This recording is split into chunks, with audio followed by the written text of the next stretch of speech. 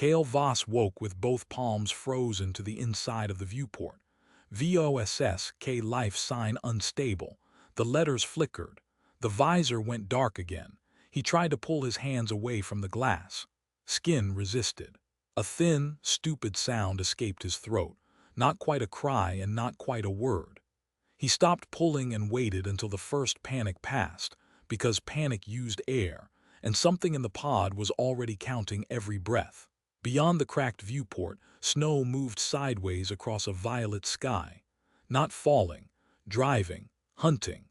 It struck the glass in hard white bursts and vanished into cracks where frost had grown from the outside inward. Far away, behind the storm, something dragged itself across the ice. Kael did not see its shape. He saw only its shadow pass through the blowing snow, long enough to darken the whole viewport, heavy enough that the floor beneath him trembled. A woman's voice whispered from a speaker hidden in the wall. Occupant recovered.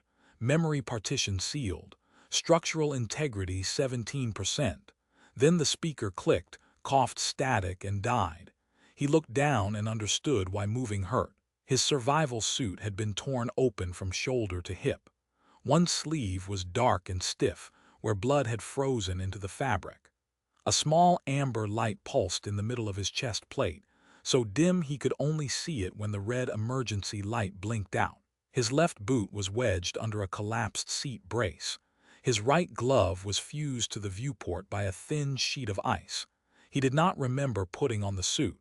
He did not remember boarding the pod. He did not remember the woman's voice. He remembered one thing, or thought he did. Do not trust the log. The words arrived without image, without sound, without any sense of who had spoken them. They were simply there, lodged behind his eyes like a splinter. Kael breathed once, slowly. Then he bent his right elbow as far as the frozen glove allowed and used the heel of his left hand to strike the glass around his fingers. The pain was bright enough to make the pod swim. On the third strike, the frost cracked.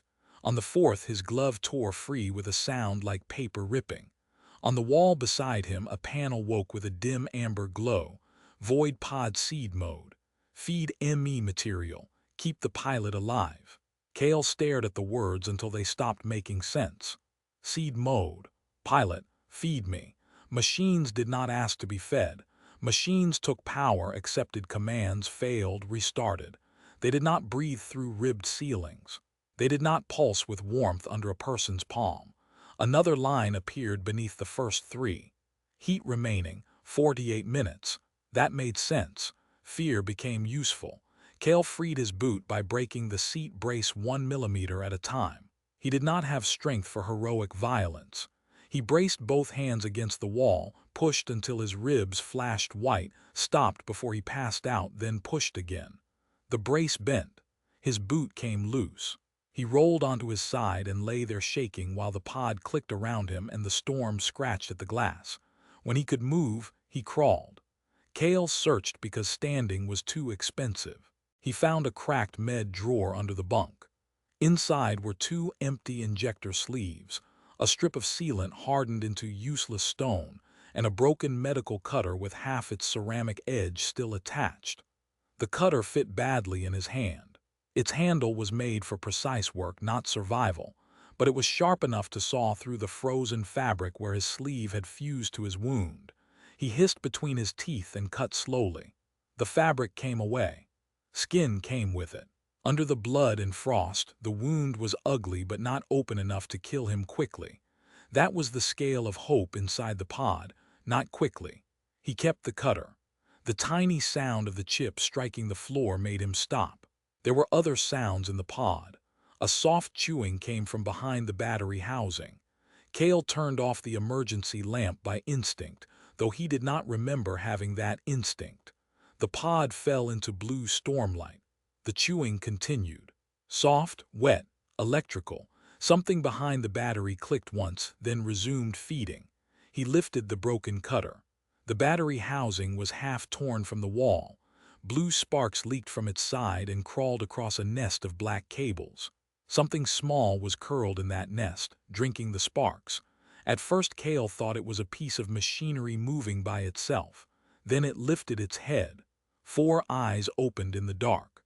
They were not arranged like human eyes, or animal eyes from any memory Kael could trust. 2 sat high on the narrow face, 2 lower and wider, each one lit from within by a soft cyan glow. The creature's body was no larger than his forearm. Midnight blue scales shifted to oil-slick violet when the battery sparked. Fin-like ears pressed flat against its head. A long tail, ringed with faint light, wrapped protectively around the cable it had been chewing. Kael did not move. The creature did not move. The pod chose that moment to speak through the wall panel. Primary battery drain critical. The creature flinched at the light. Kael lunged, not because he had a plan, but because the heat clock was still falling. The little thing exploded out of the cable nest with impossible speed. It struck the ceiling, bounced, slid down a wall rib, and vanished behind the collapsed storage bay. Kael crawled after it with the cutter raised. "Come out," he whispered, and hated how afraid his own voice sounded. The creature clicked from the dark. The amber chest light in Kael's suit flickered. The creature clicked again, softer this time. The sound seemed to touch the pod wall and come back changed. Echo. Not a name yet, just the shape of the sound in the room. Kael pulled the thermal foil from his belt and spread it between both hands like a net. The creature hissed. It had too many teeth for something so small. He edged closer. It retreated until its back touched a sparking cable. Blue current leapt across its scales. Kael expected it to scream. Instead, the creature drank the spark and shivered. The battery arc jumped. Pain slammed into Kael's chest. His muscles locked. The cutter dropped from his hand and skittered under the bunk. For one black second he could not breathe. The amber light in his chest plate dimmed to nearly nothing. Then the creature leapt at him. Kael hit the floor on his back. It landed on his chest, light as a bundle of bones, and pressed all 4 eyes against the amber glow. Heat flooded through him so suddenly he thought the suit had caught fire. His fingers spasmed open. His lungs dragged in air. The battery housing stopped screaming. The creature trembled with effort, its tail rings flaring one by one, and the light in Kael's chest steadied. It had stolen power to survive. It had given some back. Kael lay there with the broken little animal on his chest and the storm grinding against the pod, and lowered his hand from where it had been searching for the cutter. "Fine," he breathed. "You live too." The creature lifted its head. Blue light reflected in all 4 eyes. The wall panel printed another line. "Unknown biologic sample detected." Kael laughed once. It hurt enough to stop him doing it again. "Join the list." The pod's heat fell to 31 minutes. That ended the truce. Kael tested the fabricator because the pod kept highlighting it, and because every warning on the wall led back to the same word: salvage. The fabricator hung over a tray of gray powder behind a fused panel. He used the cutter to pry the panel open. The blade bent, chipped again, and held. Inside, a small articulated arm twitched as if waking from a nightmare. He fed it a loose screw. The arm picked up the screw, crushed it, melted it into a silver bead, and dropped the bead into the tray. Then the wall printed, "Mass insufficient." Kael fed it a cracked buckle from the storage bay. "Mass insufficient." He fed it one of the empty injector sleeves. "Mass insufficient." Heat cost EXCEEDS return. The floor cooled under his knees. Kael stopped feeding it scraps. The creature watched from beneath the bunk, its tail wrapped around the cable it had stolen. Kael pointed the broken cutter toward the hatch. "I know," he said. "I hate it too." The hatch did not want to open. Ice had built around the seam outside. The pod could break the seal, but only once according to the panel, and the panel was blunt about what that meant. If Kael opened the hatch and failed to bring back structural salvage, the pod would spend more heat than it could recover. If he waited, heat would run out anyway. He tied the cable around his waist. The other end he looped twice around a wall rib and knotted with hands that had forgotten knots but remembered the need for them. He wrapped thermal foil over his torn sleeve. He found the cutter under the bunk and slid it into his belt. The little creature crept out as he worked. It watched the knot. Then it reached one narrow paw forward and tugged the cable once, testing it. Kael looked at it. "You coming?" It retreated immediately into the dark. Smart, he opened the hatch. The moon tried to kill him before the gap was wider than his shoulder. Outside was not a landscape. It was an assault. The pod lay half buried in a field of violet snow and black glass. Wreckage pieces rose from the drifts like bones. A broken strut jutted from the ice 20 steps away, thick as Kael's wrist, its torn end catching stormlight. The pod marked it through his visor with a weak amber trace. 20 steps. He had imagined 7. The first step nearly put him on his face. The second showed him the ice under the snow was not flat. Something moved beneath it, slow and broad, making the surface bulge like skin over a breath. Kael froze. The cable tugged at his waist. The hatch behind him screamed on its hinges. He went down on his stomach and crawled. He reached the strut with no feeling left in his fingers. The broken cutter was too small. He hooked its chipped edge under a strip of torn alloy and pulled. Nothing moved. He pulled harder. The cutter snapped. For a moment Kael simply stared at the handle in his hand. Then the ice beneath him bucked. Behind him, inside the pod, the small creature screamed without sound. Kael did not hear it. He felt it in his teeth. He threw his weight backward. The strut came free all at once. He tumbled, rolled, saw violet sky, black ice, the pod hatch, and something pale moving far out in the storm. Then he was dragging the strut with both arms while the cable hauled him crookedly home. He fell through the hatch rather than entering it. The pod slammed shut behind him. For several seconds Kael could only lie on the floor with the strut across his legs and snow melting under his body. The creature crept close enough to sniff his torn glove. When it saw the blood at his fingertips, it made a low clicking sound and nudged the broken cutter handle with its nose. Kael looked at the handle, looked at the strut. "Yeah," he said. "That went well." The fabricator accepted the strut with patient violence. It chewed metal slowly, drawing power from every light in the pod, until only the viewport remained blue with storm glow. Kael sat with his back to the wall, one hand wrapped in thermal foil, watching the machine decide whether he deserved another hour of life. The first thing it produced was a warped patch plate. The plate split when Kael pressed it over a crack near the hatch. The second thing was a brittle hook. It snapped when he tried to pull a cable bundle back into place. The third thing was a blackened shard so sharp it sliced open his thumb before breaking in half. Kael threw the broken shard into the tray hard enough to make the fabricator arm recoil. "Stop wasting it." The pod answered with a red line. Biologic adaptation required. The creature emerged from under the bunk. Kael stiffened, but it ignored him. It crossed the floor with its belly low, carrying the broken cutter handle in its mouth. It dropped the handle into the fabricator tray, then looked at Kael's chest light. "No," Kael said. The creature touched the tray with its tail. The fabricator arm froze. The pod ribs flexed once, hard. Then the creature pressed its forehead to the amber light in Kael's suit, the same way it had when the battery shocked him. Heat moved through the room, not from the pod to Kael this time, but from Kael into the pod. His vision narrowed. The creature's eyes blazed. The fabricator began again. It grew metal around the broken cutter handle like bone forming around a splinter. Ceramic darkened along one edge, not smooth and pretty but practical, serrated in places where the pod had repaired what it could not replace. Cable fiber wrapped the grip. A small notch near the base fit Kael's thumb as if the pod had measured him while he slept. When the arm dropped the finished tool into the tray, Kael did not pick it up immediately. He took it. The creature clicked. The sound bounced off the pod wall and came back softer. Echo. Kael closed his hand around the blade. "All right," he whispered. "Echo."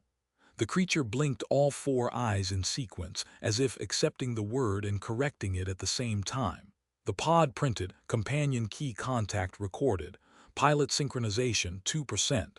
Kael read the words 3 times, companion key, not pet, not pest, key. Echo climbed into the battery recess and pretended not to watch him. The salvage blade earned its place before Kael trusted it. A seam appeared in the rear wall where no seam had been before. Kael backed away from it. Echo did the same. The seam opened like a wound. Beyond it was a space no larger than a closet grown from the body of the pod. The walls were wet and warm. A thin tube dripped water into a shallow cup. Hexagonal slots lined one side, empty and waiting. A second battery cradle pulsed with weak amber light. It was not much. It was everything. Kael crawled into the new room and touched the dripping water with one finger. The moment his skin met it, memory struck.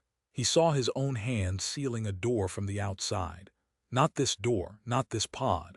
A launch bay filled with smoke. Identical pods hanging in racks like seeds in a machine orchard. People shouting. Someone pounding on glass. A woman with a face that broke into static every time he tried to focus on her. "If I wake up first," his own voice said, "do not let me trust the log." The memory vanished. Kael hit the floor on both knees and vomited into the new room drain before he could stop himself. Echo sprang away, then came back, tail rings dim with alarm. The pod's new water condenser clicked once, offended, and kept working.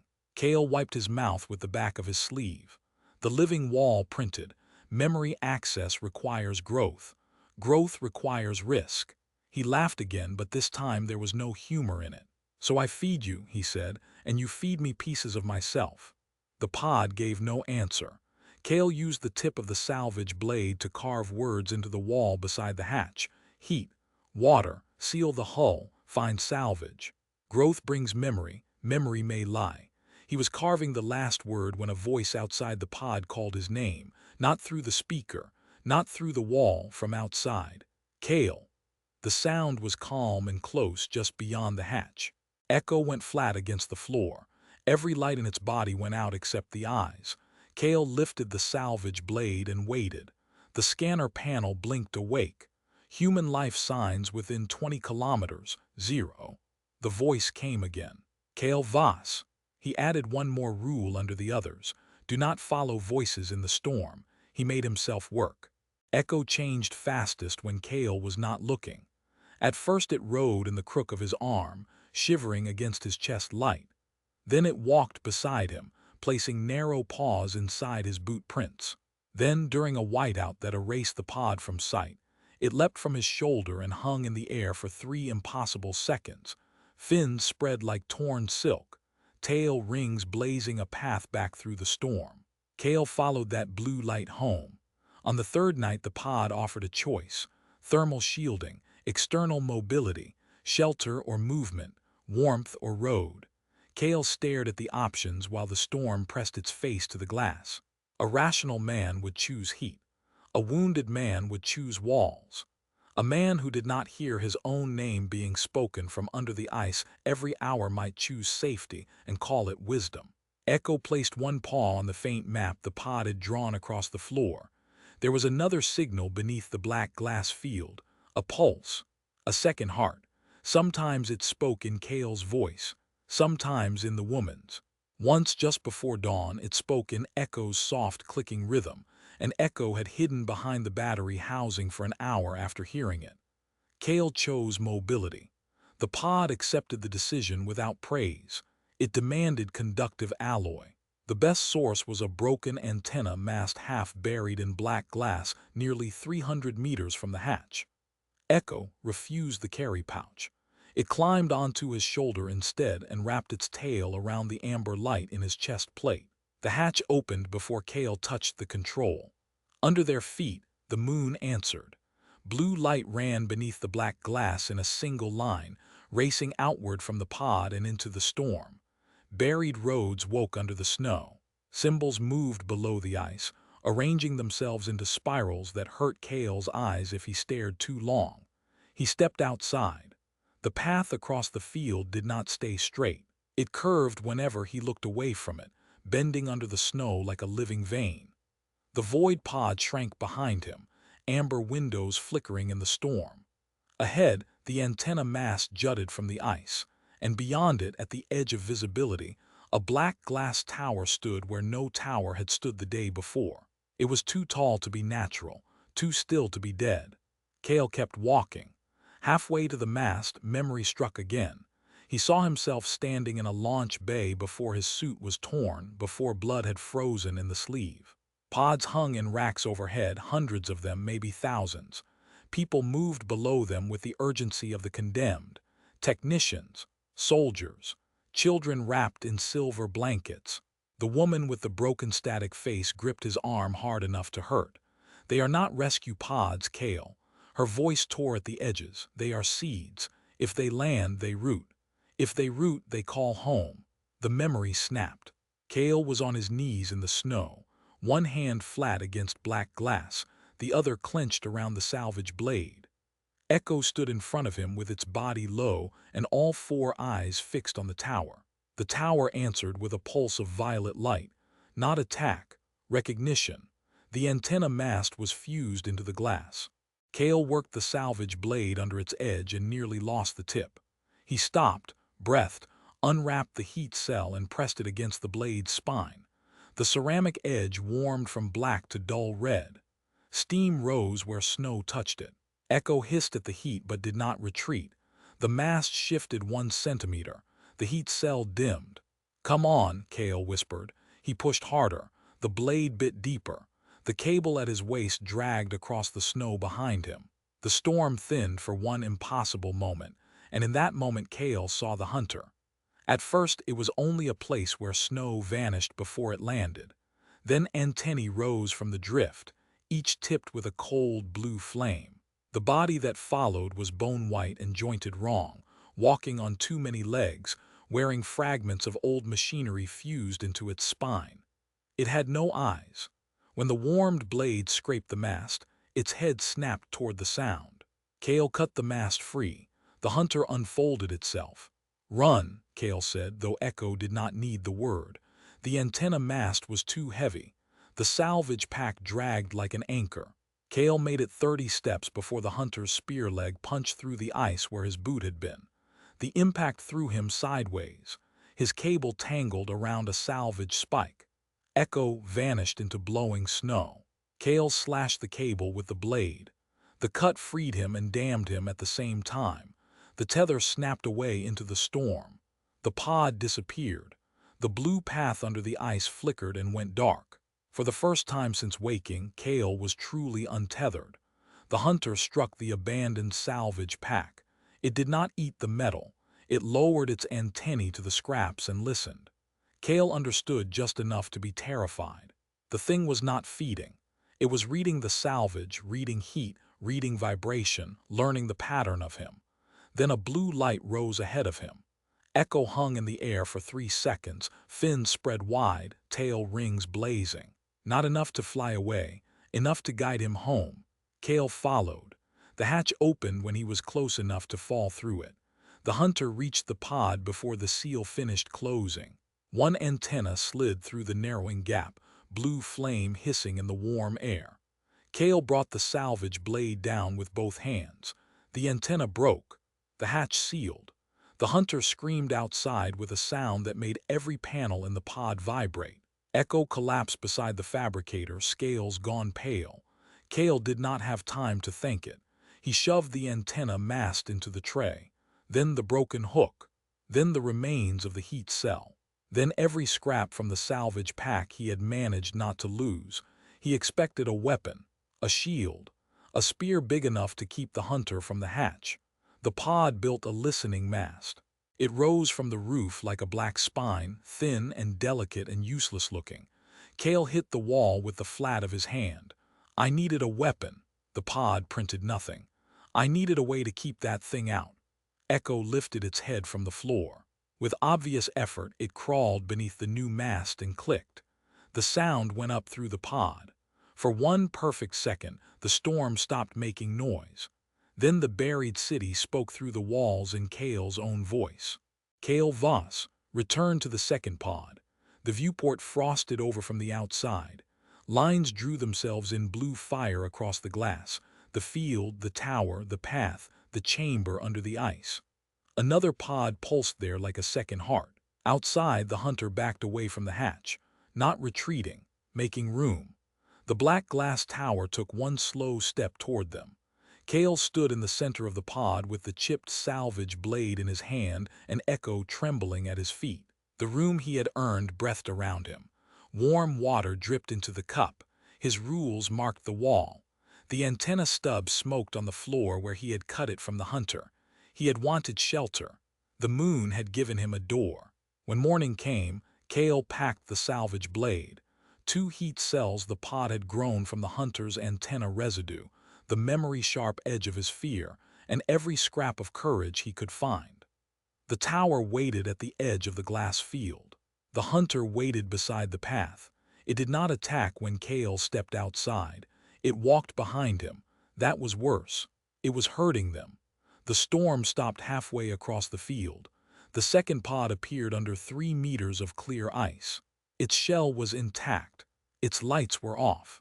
Its hatch bore a warning burned so deeply into the alloy that the letters glowed through the frost. Kael did not know the language. His mind translated it anyway. Do not wake the first pilot. Echo slid from his shoulder onto the ice. Wait, Kael said. Echo did not wait. It pressed all 4 glowing eyes against the frozen surface. The ice did not melt. It opened. The descent was a ladder grown from black glass, not surrender. Ceremony? At the bottom, the second pod waited in a chamber carved by heat. Its shell was not damaged. Roots of living metal had grown from its underside into the ice, black and silver veins thicker than Kael's arms. The viewport was opaque with frost from the inside. Echo approached first and placed its tail against the hatch. The pod woke instantly. A voice filled the chamber, clear, cold, without mercy. Kael Voss, authorization divided. Companion key present. First pilot absent. Second pilot contained. Kael's mouth went dry. Contained, not alive, not safe. Contained. The frost inside the viewport cleared 1 slow centimeter at a time. A face appeared behind the glass.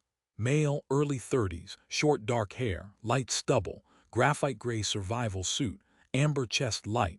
Kael stared at himself. The man inside the second pod opened his eyes. He smiled. Far behind them, across the glass field, every light inside the void pod turned red. Under the glass field, something vast began to wake. Return, it whispered. Return. Return. Kael did not open the hatch.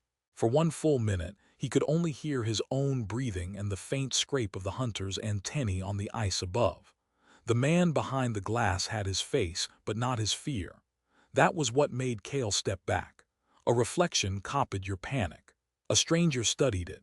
Roots tightened around the second pod. Blue light pumped through the chamber walls. Diagrams appeared in the glass. Star maps, growth patterns, hundreds of pod icons spreading across a planet Kael did not recognize. Seed Arc Division. Not rescue, not mercy. A way to plant machines inside dying worlds and call it survival. Echo touched its head to Kael's boot. The contact brought memory, but not from him. Echo had not been born in the pod. Echo had been hiding from it. The duplicate raised one hand and placed it against the viewport. Kael raised his own without meaning to. Their gestures matched perfectly. Then the duplicate mouthed 3 words through the glass. Feed the seed. The void pod answered from kilometers away through the broken tether line and the listening mast and the black glass under Kael's feet. Root network active. Pilot authority contested. Companion key unstable. Return to shelter. Shelter. The word almost broke him. It had protected him as a spare key. Above them, the tower spoke. Its voice was not sound. It was pressure against every bone in Kael's body. Choose the one who grows or the one who remembers. But it did matter, because he knew where it came from, because he had paid for it, because it was his. Echo stepped between Kael and the pod hatch. Its wings opened fully for the first time, thin blue light spreading across the chamber wall. The duplicate's smile widened. The roots under the pod began to move faster. Kael lifted the blade. He did not know yet whether he would cut the hatch open or cut the roots away. He only knew the choice would be his, not the pod's, not the tower's, not the smiling thing wearing his face. The last sound was Echo making the same soft click that had given it a name. This time the sound did not echo only inside the pod. It passed through the roots, through the glass, through the buried roads beneath the ice. Millions of answers clicked back. The moon was awake. It had heard echo, and now it knew exactly where Kael was.